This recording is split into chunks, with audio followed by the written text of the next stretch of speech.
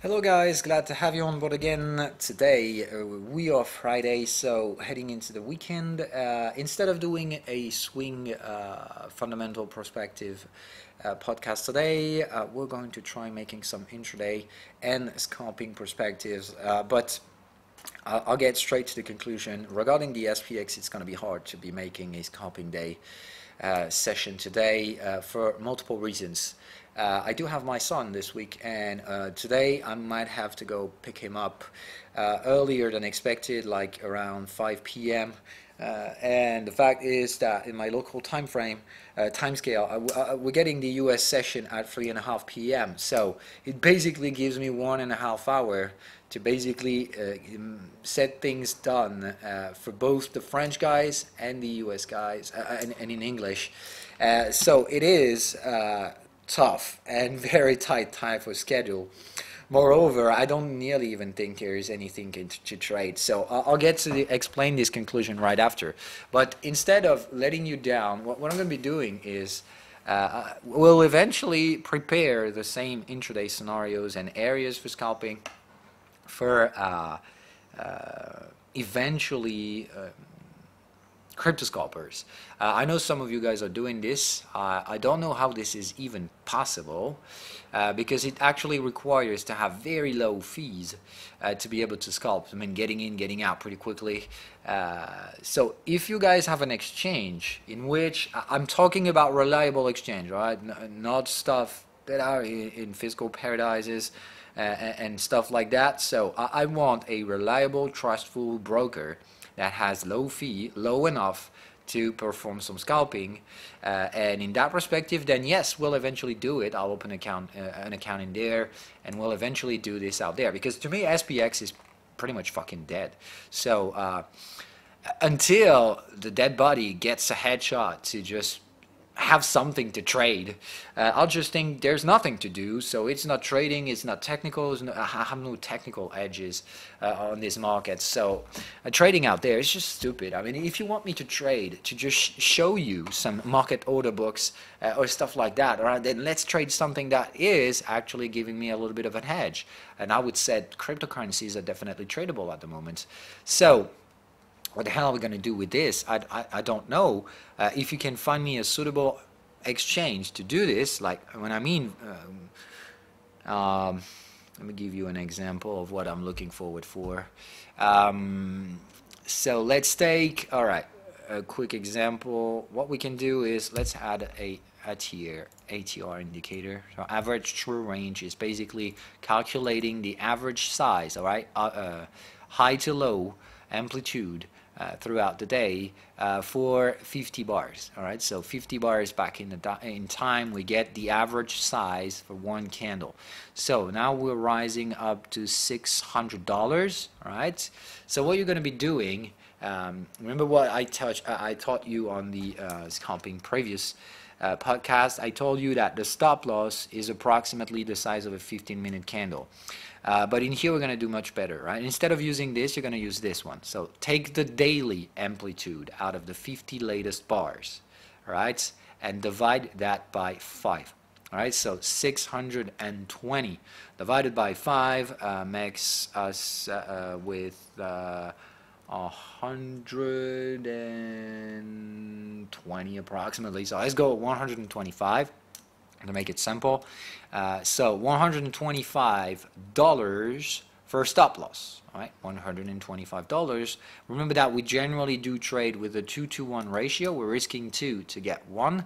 So you know that your targets, all right, will approximately be $60. All right, so $60 is going to be your average gain, or what you're looking forward for. Remember that you're looking at the imbalance price, all right? You can see the demanded price, and you're going to put yourself $60 below if it's a bearish demand, or above if it's a bullish demand, and you're going to try to fill this order, all right? So you're going to risk $120 for this, and you're going to target any pullback of $60.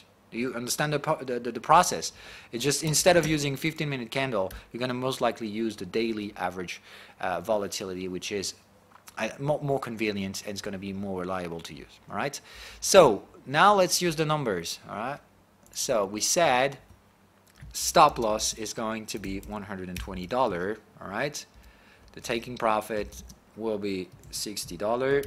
All right, so average fee for a trade, all right, let's call it a round turn. All right, this is what we're going in and going out, which means a transaction fee doubled because we go in and out.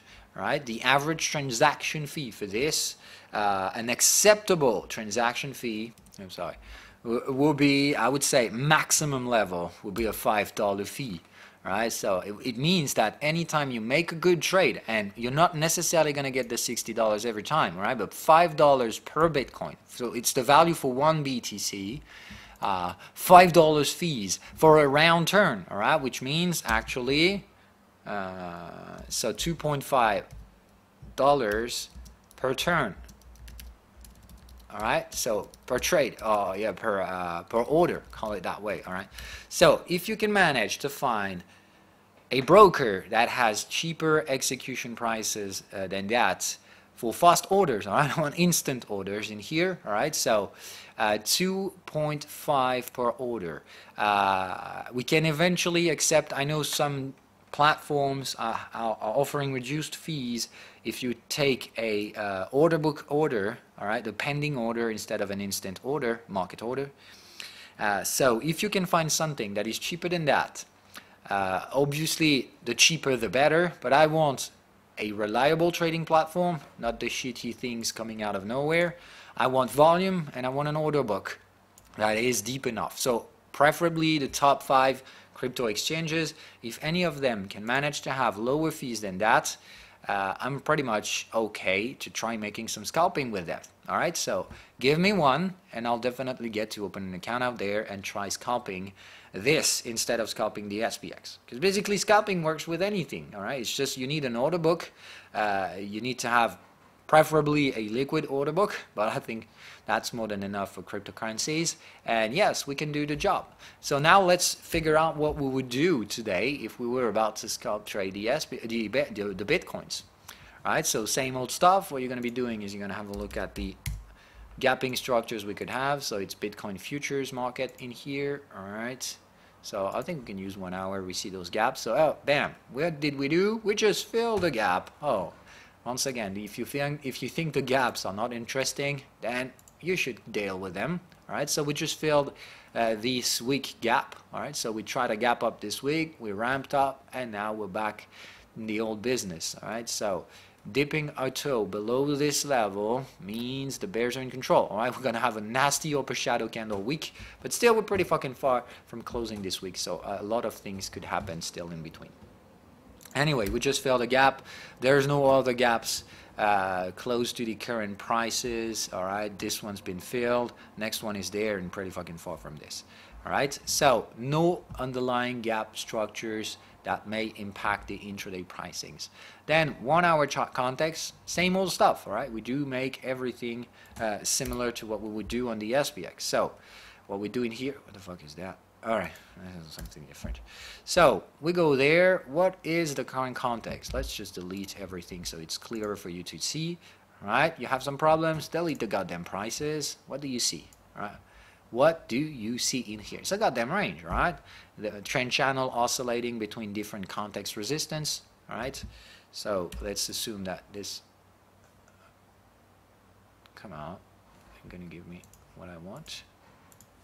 Yes, all right, so we can definitely see that we've got first range boundary in here, tried 1, 2 in here, got to the resistant context in here, so here's the third boundary, the one we traded, all right? So we can see that we broke both the support context and the resistant context, so it feels like a neutral range to me, all right? So when you've got neutral ranges, what you do is that you put your range strategy at motion. So this is it, and this, all right, here we go. So what we do use is that, all right? So we put the Fibonacci retracement from top range to bottom range, and we sell the red area. We try to target the blue one, all right? So have we touched the blue one yet? No, we didn't. So there's probably some more bearishness to come along the way. You also put your goddamn dumb area, all right, which means this is where the DOMs are trading, so you let them trade in this area. You don't take any trade. All right, that's the 1 hour context. All right. Once again, as we are scalping, all right, we can't trade into the DOM zone. It's just that this is the 1 hour area. We know that in here, buying orders only, in there, selling orders only. Right. So these are our limits for the 1 hour context. All right, we know that we're in a range, so we forget about anything that is aside from buying in here. All right, and there will probably be some strong bullish demand in this area, so we might be selling in this area, but anytime the order is filled, we try to buy. All right, now we get 15 minutes and we try to have a shorter time frame context. Let's figure out what we have. Remember that 1 hour, you don't get too complex. What we care about 1 hour is where do you limit your trades, where do you stop buying and where do you stop selling, or where do you do only selling and only buying. All right. This signal, no way, it's not tradable. I think it's not. No way, no. This signal's not valid. I don't understand what way it's passing. It shouldn't be. I just put a filter on the latest update, and it shouldn't nearly pass through. So don't take this signal as valid. It shouldn't be there. So we don't have a bullish orientated range. The 15-minute context, resistant context, is in here. All right. With its own Fibonacci retracement levels, so it's pretty much a mess. I don't know if you can make the difference between these Fibonacci's and those ones, but I would say, yeah, here is 76% fib, 61 is in there, and I would say we got a strong cluster in here. That would be our short song for today in 15 minutes, probably on top of resistant context, but I would favor this 61% area for a bearish entry. In here we could eventually have an accumulation, but it needs a range. Remember that. I'm not really using this. So I would say short-term range, probably a 3-minute range. Let's see what we've got in a 3-minute system. Let's see what informations we have. All right, because remember that we're probably going to go to this area, so could still have some bearishness along the corner in here. All right. No, not some reliable information. So delete the prices. What kind of context this is? Yes, we can see a range. All right, it's a range in a previous bearish movement. See the breakout. All right, in here we can clearly see that this is just a range, but the range is gone bearish, so probably go further below. That's what I think. So what do we have? Lots of range signals, but we've got that. All right, we need to assess this information. So I would say go carefully. All right, as long as we have this, we can have some bullish outburst, and that's exactly what we have in here. Like you can see this breakout target, quite an impulsion in here. Even though we can see price, we can see that something brutal has been breaking through the resistant context. Now we have unfolded context boxes. So I would say standby seems to be the most reliable action to me at the moment. All right, so yeah, standby for a bit. Don't be too aggressive. It feels like in the 3-minute context we're probably going to try searching for the 15-minute resistance. All right, so let it go with this range unless you've got some strong bearish signals in here, which means we need to fold the context boxes again. All right, and probably eventually try trading the moving average. All right, so I would say wait for the context boxes to fold again. All right, when they're folding one to each other, look out for a potentially bearish signal close to this, and in that perspective we'll look for another bearish trade going below this area. All right, but at the moment I would say in an intraday basis, if we manage to break this as we broke the previous lows, then that doesn't work out. So we need to kind of digest prices in this area, work a bearish signal close to this area without breaking the top, and then normally we could have some more bearishness. All right, at the moment we don't know anything, but if we break up this resistance, then you let it go and you wait for the 15-minute area. Like, you don't know what the fuck is going to happen in there. It's a DOM zone area, so don't be too aggressive, and you're waiting for this area to scalping bearish stuff. So we'll wait for bearish demand, all right, and you're going to buy until this bearish demand is executed, and when it is, go bearish. All right, it's simple as that. So 15 minutes, as you can see, is an overbought cluster, so definitely means that we can reverse in here, but don't trade that right now as you don't have any 3-minute signal to confirm, right? Absolutely nothing to trade. Do you have anything to risk manage in here? Though you wait for price to stay there, to stabilize, and if you do have a bearish signal, eventually you can take it. Right now, there's nothing you can do. Right? It also obviously need the order book to figure out where the demands are, and like I said, if you've got any execution fee being bigger than $2.5 per bitcoins in execution fee, then you just don't scalp. It's not even possible. You're not here to pay the broker, all right? So giving like 10% of your gain to the broker is fine.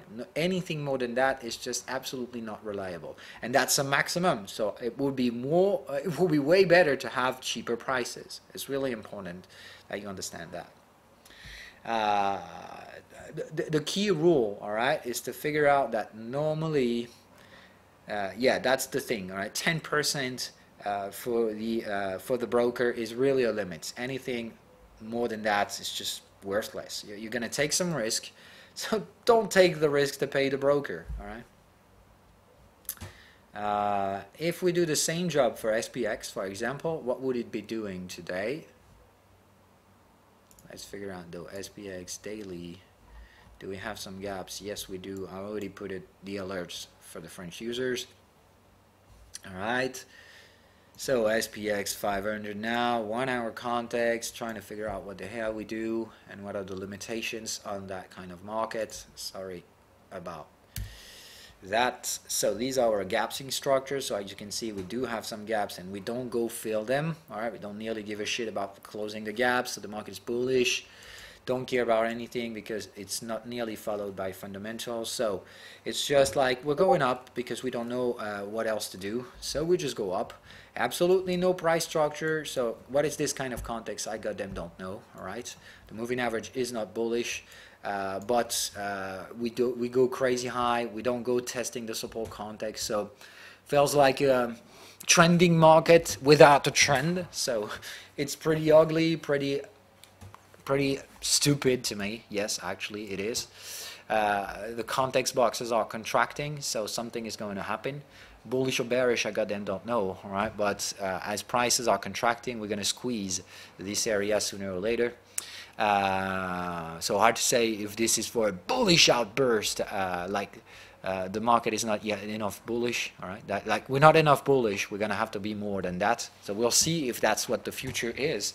We do have early ranges signal in here, right? When we had both square signals in opposite directions. So yeah, I can definitely see a range. All right, it would be like this. All right, so this would be our range. But until then, what the hell are we trading? I don't know. I can't tell anything about this market. It doesn't look like a market to me. So what is this? What does it look like? Who knows? All right. We could have a flat range in here. All right. We can consider this as well. I can understand that. Right? Like this is our flat range, and we're trying bullish, but if we fail, we're going to go straight line bearish. All right. So that will be my case for today. That's what I would expect. So I need to make sure that this thing terminates. Like we try to break through the 3K and it doesn't work out. We reverse and we reintegrate the range. If we do that, then I'll be sure that at least we've got something to trade. The bears are playing the game, because if I have no bears, then this is no market to me. All right. Like I said, we should have bears because there's lots of bad news that we need to price in, and the bears are just no longer there. So it's just bulls buying without a goddamn reason, and I can't trade this market. All right, I need balanced in the order book and find imbalance. All right, but right now all I have is just a dead body waiting for a headshot, like I said. So how do we gonna trade that? I think that's how I'm gonna be doing. I'll take the current market top, all right, to the previous market bottom. All right, simple as that. And that's the only thing I'm gonna be able to trade. All right, so. What I wait for, at least I would say eventually this one is acceptable. All right, we can take a shorter time frame range, but I need the market to range. So what I need is this market to reverse first. In order to reverse, remember what the strategy is. All right, in order to assess that there is a range, you need to go down. No, that's not what I want. You need to go back, touching or entering the DOM zone. The DOM zone will be there, all right? You must not reach out to this area, okay? So don't go there. If we go there, it doesn't work. We need to get in here, right? So dip a toe in here at least, eventually going below. We need to pull back to the red area, and then we're gonna go straight to the blue one, all right? That's the usual typical range strategy, all right? Obviously, beginners don't nearly give a shit about that. It's just for experienced traders. So as experienced traders, if you want to trade something for the US today, you're gonna need to wait for the market to pull back to this area, pull back to the red one, and then we'll target the blue area and be able to risk manage. All right? So what does that mean? That means out of a 15-minute chart, we need to fuck up the support context. All right? Make it reverse. So the resistance context will probably do this. What we're looking forward for is this area. All right? When we pull back the red area with a resistant context and a signal, and we'll have everything we need to eventually target the blue area. Until then, there's nothing to say. Now look at the timing. All right? It basically says, all right, it's not going to be today. Today, all we could have is just a bearish day, but it is hard to find any risk-reward ratio to trade that. So unless you see a strong bullish demand in this area or whatever, you're going to try searching for this balance area. But in my personal opinion, it's a waste of time. It really clearly is a waste of time. I'm basically going to wait for today's session to reverse, and if it does, then I'll know that Monday we can do something.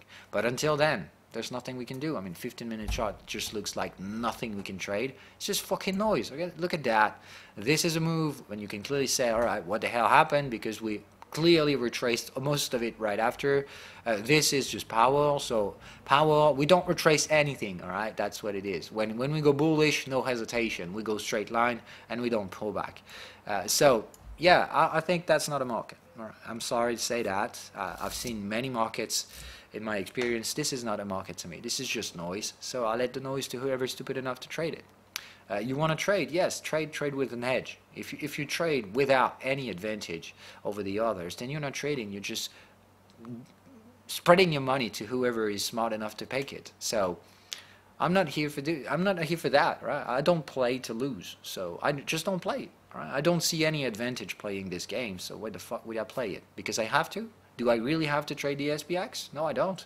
I know you guys expect me to do it, and some people just say, all right, Phil, stop pushing away the fourth scalping podcast, but what the fuck? Do you really want me to trade something if I don't think I should do? No, I don't see any interest in scalping the SPX at the moment. It's not a market, so until it becomes a market again, we're just going to do something else.